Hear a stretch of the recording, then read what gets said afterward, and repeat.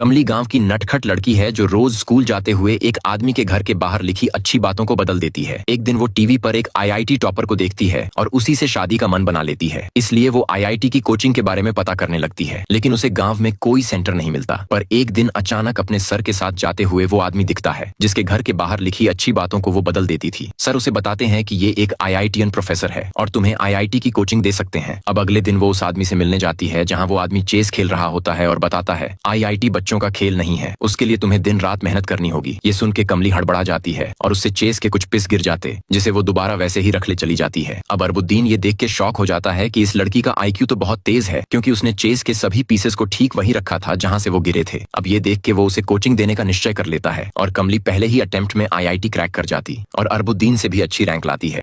कमली IIT crack करके उसी लड़के के बारे में सोचते हुए आईआईटी कॉलेज पहुंचती है जहां वो लड़का भी पढ़ता था। वहां वो अपनी रूममेट नेत्रा से मिलती है जो उसे एक गांव की लड़की समझ के इग्नोर करती रहती है। पर कमली एक बार बातों ही बातों में उसे बता देती है कि वो यहाँ केवल एक लड़के के लिए आई है, जिसे सुन के नेत्रा चौंक जाती है कि आखिर एक लड़के के लिए इसने आईआईटी क्रैक कर दिया। अब जेलसी के कारण नेत्रा ये बात पूरे कैंपस में फैला देती है कि कमली तो सिंड्रेला है जो अपने प्रिंस के लिए यहाँ आई है। एक दिन बस में जाते हुए कमली उसी लड़के को देख लेती है और बहुत खुश होती है, जिसके बाद वो उसी के आगे पीछे चक्कर लगाने लगती है, कभी उसकी क्लास के बाहर तो कभी कैंटीन के बहाने। और कमली अब पढ़ाई छोड़कर मेकअप पे ज्यादा ध्यान देने लगती है ताकि अश्विन उसे पसंद करने लगे। इसी बीच फर्स्ट सेमेस्टर के एग्जाम हो जाते हैं और कमली सारे सब्जेक्ट में फेल हो जाती है। टीचर भी कहता है कि पता नहीं तुमने आईआईटी कैसे क्रैक कर लिया। इस बीच उसे पता चलता है कि कैंपस में जिस सिंड्रेला की बात हो रही है वो कोई और नहीं बल्कि कमली है और इसके पीछे नेत्रा का हाथ है। अब गुस्से में आकर वो बाहर बैठी होती है, तभी वहाँ अश्विन और उसके दोस्त आ जाते हैं जो उसके बारे में बातें करने लगते हैं। और अश्विन कहता है कि कितनी बेवकूफ लड़की है जो अपने माता पिता का नाम यहाँ डुबाने आई है। अब ये सुन के कमली रोते हुए वहाँ से भाग जाती है।